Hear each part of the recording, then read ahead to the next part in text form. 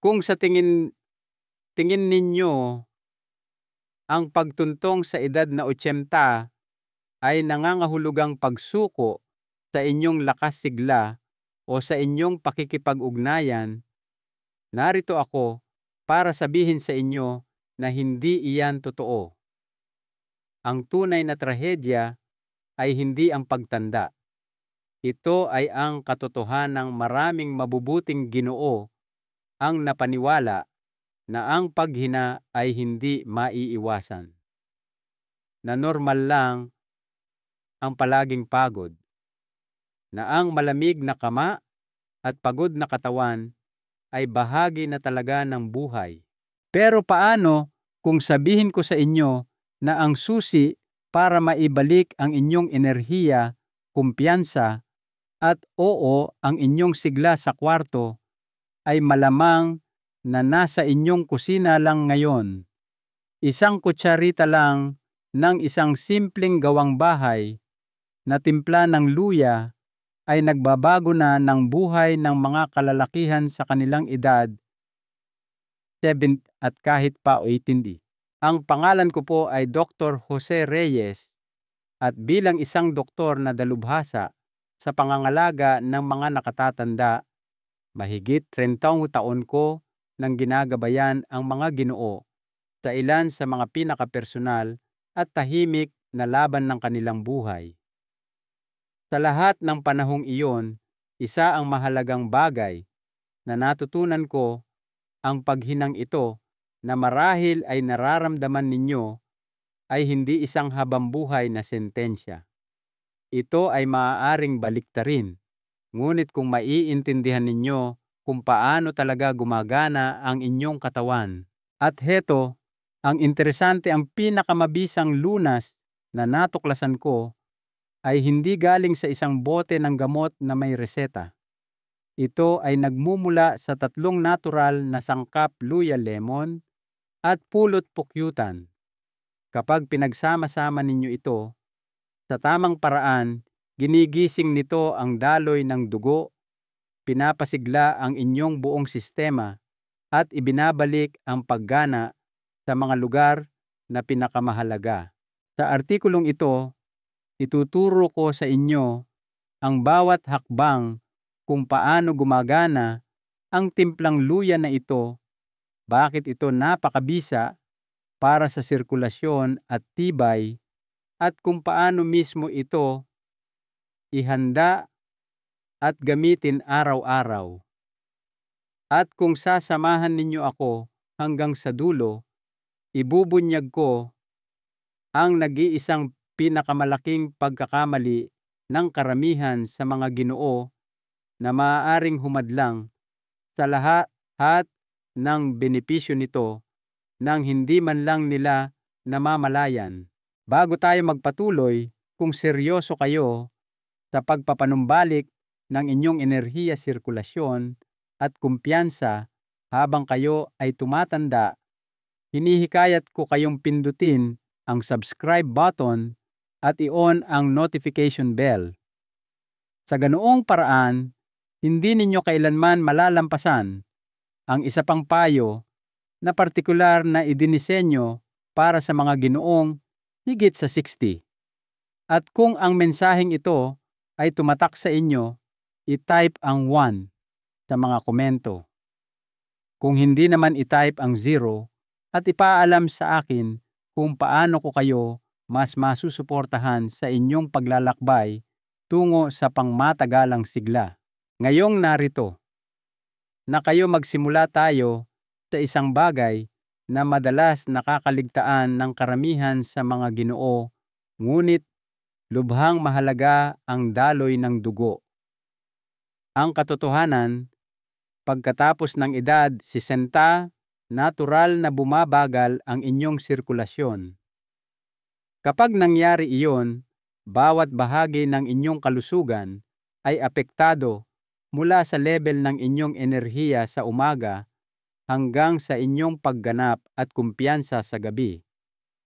Kaya, bago pa man tayo magtimpla ng kahit isang patak ng luya, mahalagang maunawaan ninyo kung bakit ang pagpapabuti ng daloy ng dugo ang una at pinakamahalagang hakbang upang maibalik ang inyong lakas at tibay anuman ang inyong edad. 1. Bakit mas mahalaga ang daloy ng dugo paglampas ng edad 60?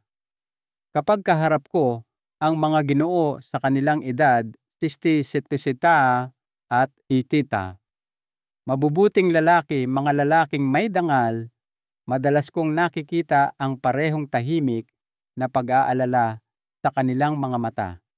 Hindi lang sila nag-aalala sa pagkawala ng lakas, natatakot silang may nawawalang bahagi ng kanilang pagkatao. Nakakarinig ako ng mga linyang tulad ng, "Dok, parang hindi ko nakilala ang sarili ko." O, "Dati gigising akong handang harapin ang araw, pero ngayon hirap na akong bumangon kahit bago mag-almusal." Madalas nilang iniisip na normal na bahagi lang ito ng pagtanda. Ngunit ang sinasabi ko sa kanila at ang sinasabi ko sa inyo ngayon ay ito maaaring baguhin ng edad ang katawan, ngunit hindi nito kailangang nakawin ang inyong sigla. Ang tunay na problema para sa karamihan ng mga Ginoo ay hindi lang mababang enerhiya o kawalan ng gana. Ito ay ang mahinang daloy ng dugo. Ang dugo ay buhay. Nagdadala ito ng oxygen, sustansya at hormones sa bawat organ, bawat kalamnan at bawat tissue, kasama na ang mga responsable para sa pakikipag-ugnayan at kumpiyansa. Habang tumatanda ang mga ugat ng dugo, ay maaaring hindi na gaanong nababanat at bumabagal ang sirkulasyon. Nang hindi namamalayan, nagsisimula na kayong makaramdam ng panlalamig, panghihina, pagkapagod, at pagiging hindi gaanong tumutugon sa mga paraang maaaring maging sanhi ng pagkadismaya o kahit kahihiyan. Maaari ninyong isisi ito sa pagtanda, ngunit gusto kong makita ninyo ito sa ibang paraan. Ituring ninyo itong mensahe mula sa inyong katawan, isang senyales na oras na para mas alagaan ang makinang nagpapagana sa lahat. Dahil sa sandaling mapabuti natin ang sirkulasyon, may isang pambihirang nangyayari. Nagsisimulang makaramdam ang mga Ginoo na mas gising sila sa umaga. Napapansin nila ang pagbabalik ng kanilang natural na sigla kahit na ang kusang pagnanasa. Mas may kumpiyansa silang maglakad, mas nagiging malusog ang kanilang balat, tumatalas ang kanilang pag-iisip, at sinisimulan nilang bawiin ang kumpiyansang akala nila ay tuluyan nang nawala. Para itong panonood sa isang taong muling nabubuhay paunti-unti.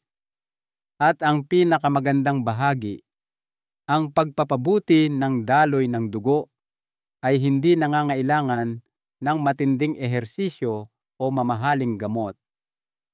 Sa katunayan, ilan sa mga pinakamabisang pampalakas ng sirkulasyon ay ganap na natural nag-ugat sa mga halaman at mga lunas na subok na sa panahon na ginamit ng ating mga ninuno bago pa man dumating ang modernong medisina. Dito pumapasok ang luya. Ang luya ay hindi lang basta pampalasa. Ito ay isang powerhouse na nagpapagana ng sirkulasyon, nagbabawas ng pamamaga at gumigising ng enerhiya. Pero at dito, nagiging interesante, hindi sapat ang luya lang. Ang mga isinasama ninyo rito at kung paano ninyo ito inihahanda ang siyang magtatakda kung magagamit ng inyong katawan ang buong potensyal nito. Sa susunod, tatalakayin natin kung bakit napaka-epektibo ng timplang luya na ito at kung bakit ang isang kutsarita lang nito araw-araw ay maaaring maging ang pagbabagong hinihintay ninyo. 2. Ang kapangyarihan ng luya. likas na pampalakas ng daloy ng dugo. Naaalala ko pa, noong unang beses na bumalik sa akin ang isang pasyente, tawagin na lang natin siyang Mang Tomas, matapos niyang subukan ang timplang luya na inirekomenda ko. Siya ay 71 taong gulang, isang tahimik at nag-aalinlangang Ginoo noong una. Wala siyang masyadong inaasahan, marahil isang bahagyang pagtaas ng enerhiya o kaunting pakiramdam ng init. Ngunit ang sinabi niya sa akin, makalipas ang ilang linggo, ay tumatak sa akin magpakailanman. "Doc," sabi niya na may maliit na ngiti sa kanyang muka, "pakiramdam ko may biglang bumukas ulit sa loob ko. Mas mahimbing na ang tulog ko, gumigising akong may mas maraming lakas." At ang misis ko, napansin niya ang pagkakaiba bago ko pa man mapansin. Noon ko nalaman na ito ay hindi lang basta nakakatulong. Ito ay nagdudulot ng transformasyon. Libu-libong taon nang ginagamit ang luya sa tradisyonal na medisina, ngunit karamihan sa mga tao ngayon ay tinitingnan lang ito bilang sangkap sa kusina. Hindi nila namamalayan na isa ito sa pinakamakapangyarihang kaalyado ng kalalakihan na higit sa edad 60. Naglalaman ito ng isang bioactive compound na tinatawag na gingerol, na napatunayang nagpapasigla ng sirkulasyon, nagbubukas ng mga daluyan ng dugo, at nagbabawas ng uri ng panloob na pamamaga na dahan-dahang nagnanakaw ng inyong enerhiya at sigla sa pakikipag-ugnayan. Hindi lang tinatakpan ng luya ang mga problema. Sinusuportahan nito ang kakayahan ng inyong katawan na ibalik ang sarili nitong balanse. Kapag bumuti ang sirkulasyon, mas malayang dumadaloy ang dugo sa inyong mga kalamnan, utak at sa inyong mga pinakapersonal na bahagi. Doon ninyo mararamdaman ang pagkakaiba. Mararamdaman ninyong mas mainit, mas alerto, at mas matalas at natural ang inyong mga reaksyon. Ang pinakamaganda pa ay dahan-dahan ang epekto ng luya. Hindi nito binibigla ang inyong sistema tulad ng kafeina. Sa halip, pinalalakas kayo nito ng paunti-unti araw-araw. Ang kahanga-hanga pa, hindi lang sa daloy ng dugo nakakatulong ang luya. Sinusuportahan nito ang malusog na panunaw, pinapagaan ang pananakit ng kasukasuan, at maaari pang bawasan ang brain fog o pagiging makalimutin na kinakaharap ng maraming nakatatandang Ginoo. Kinukumpirma rin ng mga pag-aaral na ang regular na pagkonsumo ng luya ay nakakatulong magpalakas ng produksyon ng nitric oxide, isang molekulang mahalaga para makamit at mapanatili ang katigasan sa panahon ng intimasya. Kapag bumaba ang antas ng nitric oxide, bumababa rin ang pagganap. Ngunit kapag tumaas ito, tumataas din ang inyong kumpiyansa. Gayunpaman, ang luya ay isang bahagi lamang ng palaisipan. Kung gagamitin mag-isa, may mga benepisyo ito, ngunit kapag isinama sa ilang piling sangkap ito ay nagiging mas mabisa. Ang sinerhiya na nalilikha kapag ang luya ay naihalo ng tama sa lemon, pulot pukyutan, at isang nakakagulat na ika-4 na sangkap, ay naglalabas ng mga epektong higit pa sa kayang gawin ng bawat isa sa kanila ng mag-isa. 3. Ang formula ng timplang luya. Ang mga kakailanganin ninyo sa loob ng maraming taon, sinubukan ko ang hindi mabilang na mga kombinasyon ng natural na lunas sa aking mga nakatatandang pasyente. Ang ilan ay bahagyang nakatulong Ang iba naman ay walang epekto. Ngunit ang partikular na formulang ito, itong simpleng timpla ng luya, ay isa sa iilan na palaging nagugulat sa akin sa bisa nito. Ang pinakagusto ko rito ay kung gaano ito kadali. Walang mga tableta, walang magarbong kagamitan, at walang mahirap hanapin na sangkap. 5 bagay lang, lahat natural, lahat abot kaya at karamihan ay malamang nasa kusina ninyo na ngayon. Narito ang kakailanganin ninyo. Sariwang ugat ng luya, 1 lemon, purong pulot-pukyutan, raw honey, pasas raisins, malinis na tubig. Iyan lang. Ngunit huwag ninyong maliitin ang pagiging simple nito. Bawat isa sa mga sangkap na ito ay may tiyak na layunin. Kapag pinagsama, bumubuo sila ng isang makapangyarihang sinerhiya na sumusuporta sa daloy ng dugo, enerhiya at mood, lalo na para sa mga ginoong higit sa 16 ko. Ito ay hindi lang isang feel-good na tsaa, ito ay isang pang-araw-araw na kasangkapan para sa pagpapanumbalik ng sigla ng inyong katawan mula sa loob. Ang luya, ang bida, siyempre. Ngunit kung walang tamang mga kasama, maaaring magkulang ang mga benepisyo nito. Diyan pumapasok ang lemon, pareho ang katas at ang balat nito. Pagkatapos ay ang purong pulot-pukyutan, hindi lang para sa tamis, kundi para sa suporta nito sa immune system at kakayahang magbigay ng tuloy-tuloy at natural na enerhiya. At ngayon, para sa sangkap na ikinagugulat ng karamihan sa mga Ginoo, pasas. Oo, pasas. Kapag dahan-dahang pinakuluan, naglalabas ito ng mga natural na asukal, potassium at iron na tumutulong magbigay sustansya sa dugo at sumusuporta sa malusog na presyon. Hindi ninyo kailangang maging isang chef para gawin ito. Aabutin lang ito ng mga 10 minuto at kapag nasanay na kayo, ito ay magiging isang nakagiginhawang pang-araw-araw na ritual. Mayroong malalim na kasiyahan sa paghahanda ng isang bagay gamit ang sarili ninyong mga kamay na alam ninyong tumutulong sa paggaling ng inyong katawan. Ngunit ngayong alam na ninyo kung ano ang mga sangkap nito, oras na para matutunan kung paano ito pagsama-samahin. Ang paraan ng paghahanda ninyo sa timplang ito ay maaaring gumawa ng malaking pagkakaiba. 4.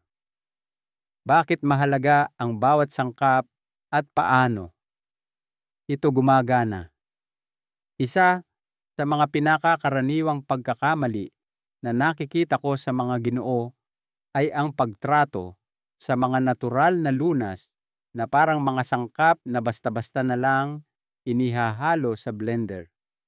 Ngunit hindi ganoon gumagana ang tunay na paggaling.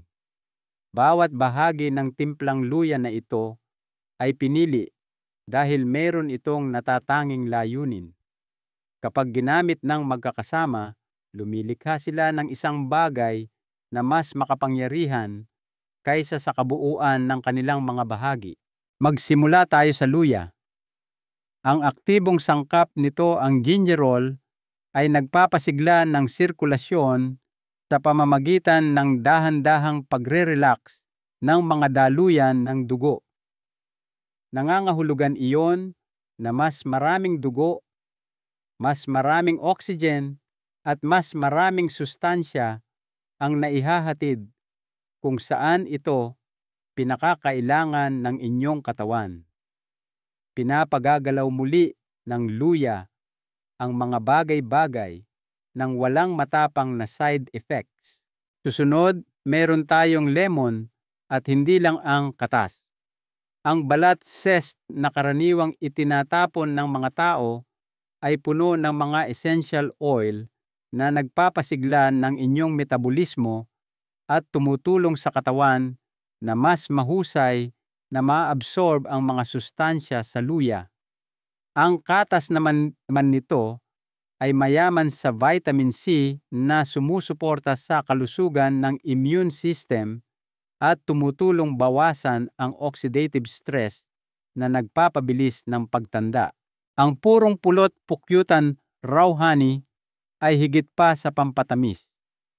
Nagdadala ito ng mga natural na enzyme at antioxidant na nagbibigay lakas sa inyong katawan nang walang sugar crash. Para sa mga nakatatandang Ginoo, lalo na sa mga nahihirapan sa mababang enerhiya, nag-aalok ang pulot pukyutan ng isang balanse at tuloy-tuloy na sigla. Pinapapinurin nito ang matapang na lasa ng luya at lemon na ginagawang hindi lang kapaki-pakinabang ang timpla kundi masarap din. Sa wakas, hayaan ninyong ikwento ko ang tungkol sa nakakaligtaang sangkap ang pasas.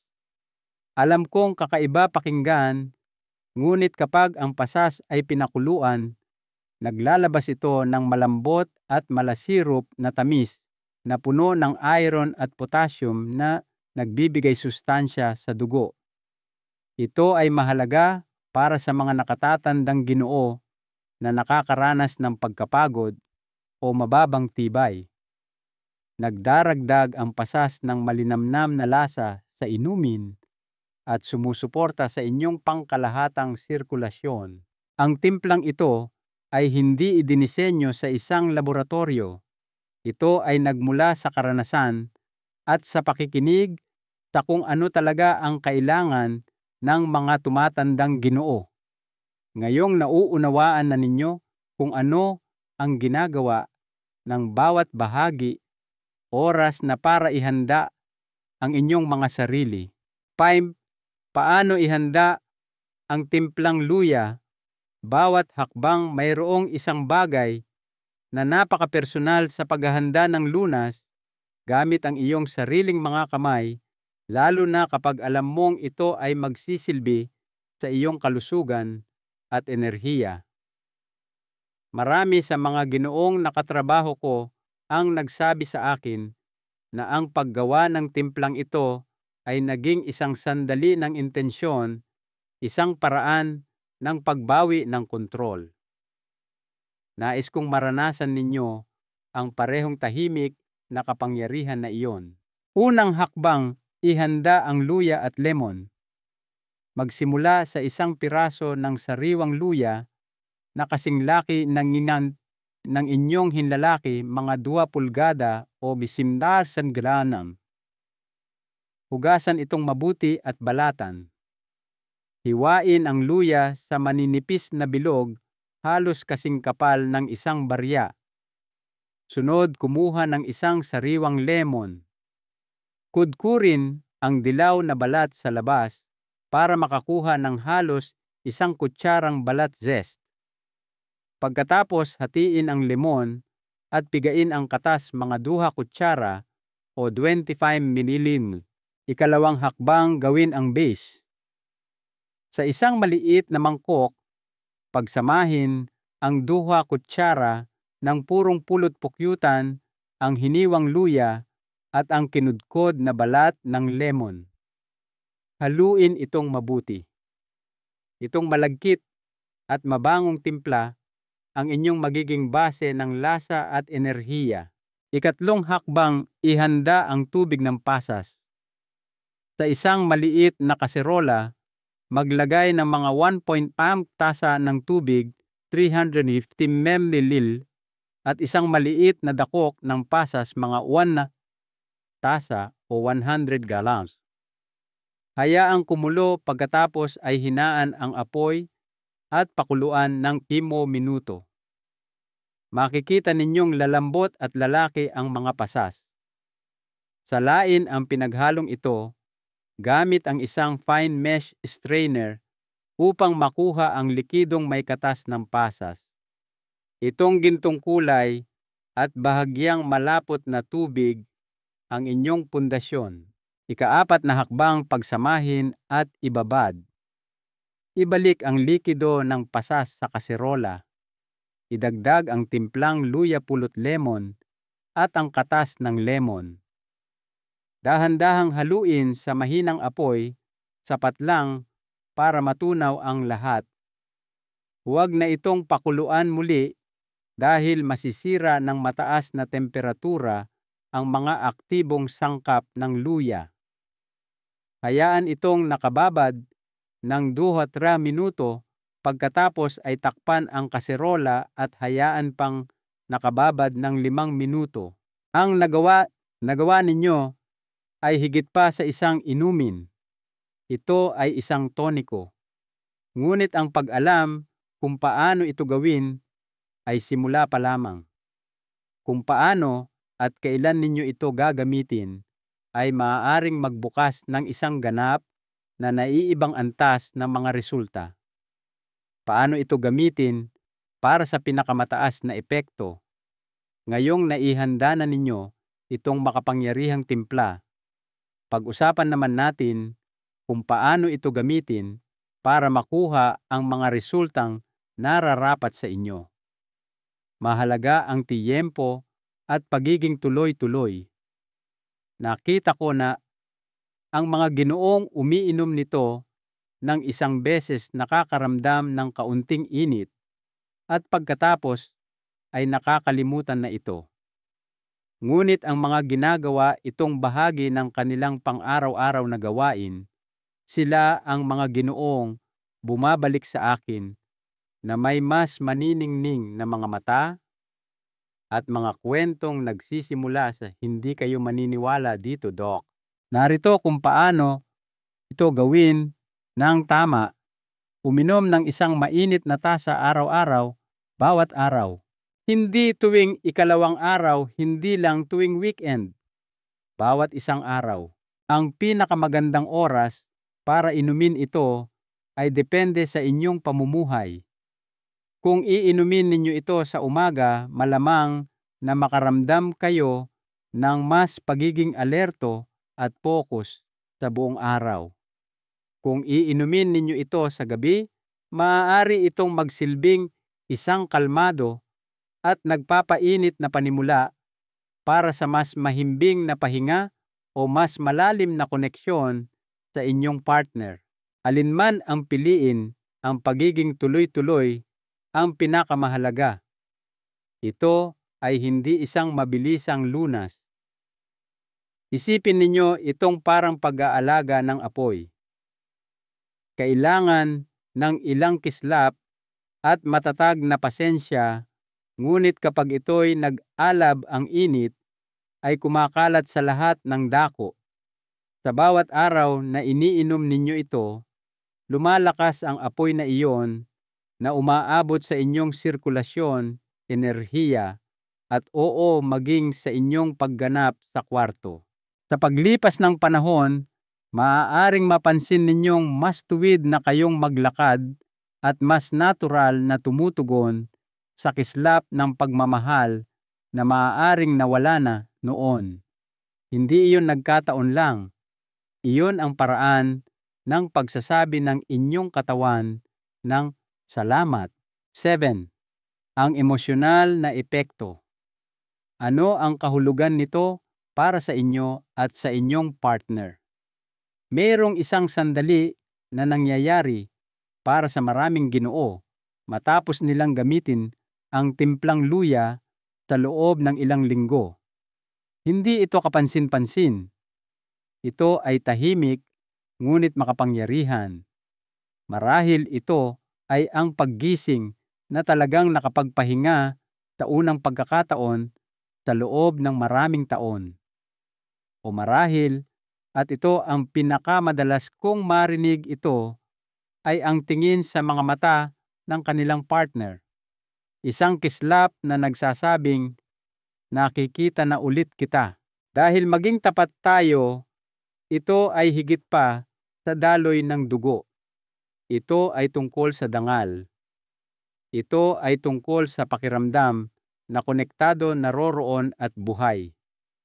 Nakipag-usap ako sa napakaraming Ginoo na tahimik na dinadala ang bigat ng humihinang pagganap, hindi dahil sa ego, kundi dahil namimiss nila ang pagiging malapit. Namimiss nila ang tahimik na kumpiyansa na alam nilang kaya nilang magpakita ng buo, hindi lang pisikal kundi emosyonal. Isang Ginoo ang nagsabi sa akin, "Dok, kami ng misis ko, mas madalas na kaming nagtatawanan. Nagho-holding hands na ulit kami. Pakiramdam ko may natunaw sa pagitan namin." Hindi lang siya nagsasalita tungkol sa sirkulasyon. Nagsasalita siya tungkol sa intimasya, tiwala at kagalakan. Ang ganoong uri ng pagbabago ay nagmumula sa pagpapakita para sa inyong sarili araw-araw. Ang timplang ito ay nagiging isang simbolo ng pangakong iyon. Kapag maganda ang pakiramdam ninyo, kapag bumalik ang inyong enerhiya, kapag mas mataas ang inyong pagtingin sa sarili, nararamdaman din niya ito. Binabago nito ang takbo ng relasyon at nagbubukas ng puwang para sa isang bagong uri ng romansa, isa na binuo sa pag-unawa. Iyon ang dahilan kung bakit kailangan nating pag-usapan ang mga karaniwang bitag, ang mga bagay na maaaring tahimik na sumira sa lahat ng progreso na inyong ginagawa. Iwasan ang mga karaniwang pagkakamali na ito. Nakita ko na itong mangyari ng maraming beses. Isang Ginoo ang nagpasya na kontrolin ang kanyang kalusugan. Ginawa niya ang timpla tulad ng itinuro ko. Sa loob ng ilang araw, iba ang pakiramdam. Ngunit pagkatapos, huminto ang mga resulta. Tumatawag siya sa akin bigo at doon kami nag-uusap ng mas malalim. Kadalasan isa ito sa mga simpleng pagkakamali na ito. Masyadong malakas na pagpapakulo sa luya, ito ang pinakamalaki sa lahat. Sinisira ng mataas na init ang gingerol, ang aktibong sangkap. Ang sikreto ay mahinang init sapat para kumatas sa tubig, hindi para patayin ang buhay nito. Paggamit ng nakaboteng katas ng lemon. Maginhawa nga ang nakaboteng iyan, ngunit wala ito ng mga essential oil mula sa balat na nagpapalakas ng metabolismo at pagsipsip. Palaging gumamit ng isang buo at sariwang lemon, hindi pagiging tuloy-tuloy. Ang timplang ito ay hindi isang rescue remedy na iinumin mo lang kapag pagod ka. Ito ay isang ritual. Ang mga resulta ay nagmumula sa pagsasabi sa iyong katawan, araw-araw, namumuhunan pa rin ako sa aking sarili. Pagbabalewala sa iba ninyong gawing makapangyarihan ang timplang luya, ngunit pinakamabisa ito kapag sinusuportahan ito ng inyong pamumuhay. Kung susundan ninyo ito ng processed food, puyat, o sobrang alak, pinapabagal ninyo ang sarili ninyong pag-unlad. Hindi ito nangangahulugang kailangan ninyong maging perpekto, ngunit kailangan ninyong maging intensyonal. Ang magandang balita, madaling ayusin ang mga pagkakamaling ito. At kapag nagawa ninyo muling dadaloy ang mga resulta. 9. Ano ang aasahan sa paglipas ng panahon? Sa unang ilang araw, maaaring banayad lang ang mga pagbabago. Kaunting init sa inyong mga kamay at paa, isang bahagyang mas malinaw na isip sa umaga. Ito ang mga unang senyales ng inyong katawan na ito'y tumutugon. Sa pagtatapos ng unang linggo, madalas may mas malalim na nagsisimulang mangyari. May mga Ginoong nagsasabi sa akin, mas malayo na ang nalalakad ko nang hindi napapagod o nagigising ako bago pa man mag-alarm at handa na talaga. Sa bandang ikalawa o ikatlong linggo, madalas na nagsisimulang gumana ang timplang ito sa ibang antas. Nagsisimulang mapansin ng mga Ginoo ang mga pagbuti sa kanilang kumpiyansa sa kwarto, mas mabilis na pagtugon mas malakas na koneksyon, mas kaunting pag-aalinlangan. Madalas ang kanilang mga partner ang unang nakakapansin. Narinig ko na ang hindi mabilang na mga kwento ng mga misis na nagtatanong ng may ngiti, "Okay, ano bang nangyari sa'yo?" Ang totoo, hindi ito tungkol sa kung ano ang pumasok sa kanila. Ito ay tungkol sa kung ano ang sa wakas ay binigyan nila ng pagkakataon na gawin ng kanilang katawan ng kusa. Habang mas matagal kayong tuloy-tuloy, mas maraming benepisyo ang tila lumalabas, mas matalas na pag-iisip, mas matatag na mood, at isang mas malakas na pakiramdam ng sarili. Ang susi ay pasensya. Magtiwala sa proseso at mamamangha kayo sa kung ano pa ang kayang gawin ng inyong katawan. Dinita na ako 10. Mga dagdag na pampalakas para sa mga ginoong naisis pa ng higit. Kapag ang timplang luya ay naging bahagi na ng inyong pang-araw-araw na ritual, matutuklasan ninyo na hindi lang kayo tumatanda, kayo ay nagiging mas marunong. Dito na kayo maaaring magsimulang magdagdag ng maliliit na gawi upang lumikha ng malalaking resulta. Magdagdag ng kurot ng cinnamon. Nakakatulong ang cinnamon na i-regulate ang asukal sa dugo at sumusuporta sa sirkulasyon, kaya perpekto itong kapares ng luya. Maglakad ng maikli ang isang banayad na 15 na minutong paglalakad pagkatapos inumin ang inyong timpla ay nakakatulong na buhayin ang daloy ng dugo at nagbibigay senyales sa inyong katawan na handa na kayong gamitin ang bagong enerhiya na iyon. Subukan ang malalim na paghinga. Ang paghinga ng malalim at dahan-dahan ng 5 beses bago o pagkatapos ng inyong inumin ay maaaring makabuluhang magpataas ng oxygen sa katawan at magpakalma ng inyong nervous system na nagbabawas ng stress. Unahin ang tulog. Nakakatulong ang timpla sa pagre-relax, ngunit ang pagsasabay nito sa isang tuloy-tuloy na routine bago matulog ay nagbibigay daan sa inyong katawan na ganap na maibalik ang sarili nito. Wala sa mga ito ang sukdulan. Gumagawa lang kayo ng maliliit at matatalinong hakbang na nagpapatong-patong sa mabuting gawa na ginagawa na ninyo. Konklusyon, isang aral. Sa pagbawi sa pagkatao ninyo, kung umabot kayo hanggang dito, nais kong kausapin kayo mula sa puso. Lahat ng inyong natutunan ay hindi lamang isang teorya. Ito ay isang tunay at praktikal na landas na gumana na para sa libu-libong Ginoo na dating pakiramdam ay tapos na ang kanilang pinakamagagandang taon. Pinag-usapan natin ang daloy ng dugo luya at ang simpleng 5 sangkap na resipe na maaaring maging isang makapangyarihang pang-araw-araw na ritual. Ngunit ang pinakamahalaga ay hindi kung ano ang nasa tasa, ito ay kung ano ang ibinabalik sa inyo ng gawaing ito, ang inyong focus, ang inyong enerhiya, ang inyong kumpiyansa, ang inyong kakayahang tingnan ang inyong partner ng may dangal at presensya.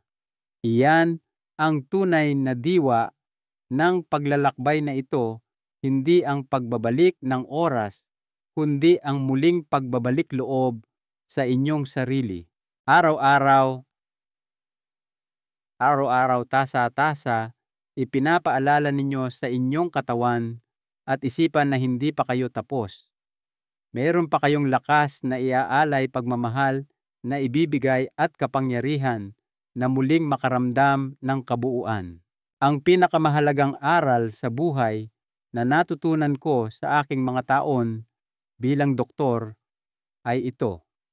Ang tunay na lakas ay hindi tungkol sa pag-iwas sa pagtanda. Ito ay tungkol sa pagsalubong dito ng may karunungan at intensyon. Ang katawan ay may hindi kapani-paniwalang kakayahang maghilom kung bibigyan mo ito ng tamang mga kasangkapan. Ang inyong kalusugan ay hindi isang bagay na basta na lang nangyayari sa inyo. Ito ay isang bagay na maaari ninyong aktibong buuin sa pamamagitan ng maliliit at tuloy-tuloy na mga pagpili isa-isa. Ang simpleng timplang luya na ito ay isa sa mga pagpiling iyon. Ito ay isang deklarasyon na binabawi ninyo ang kontrol. Kaya nais kong marinig ang inyong saloobin. Ano ang isang maliit na hakbang na gagawin ninyo para sa inyong kalusugan ngayong linggo? Ipaalam sa akin sa mga komento sa ibaba. Maaari tayong lahat matuto at suportahan ang isa't isa. Kung ang mensaheng ito ay tumatak sa inyo mangyaring isaalang-alang, ang pagbabahagi nito sa isang kaibigan kapatid o sino mang mabuting Ginoo sa inyong buhay na maaaring mangailangan ng ganitong pampalakas loob. At sa huli, siguraduhing mag-subscribe at i-click ang notification bell para hindi ninyo makaligtaan ang ating susunod na pag-uusap. Magkasama tayo rito. Ngayon gawin na ninyo ang unang hakbang. Ang inyong sarili sa hinaharap ay nagpapasalamat na.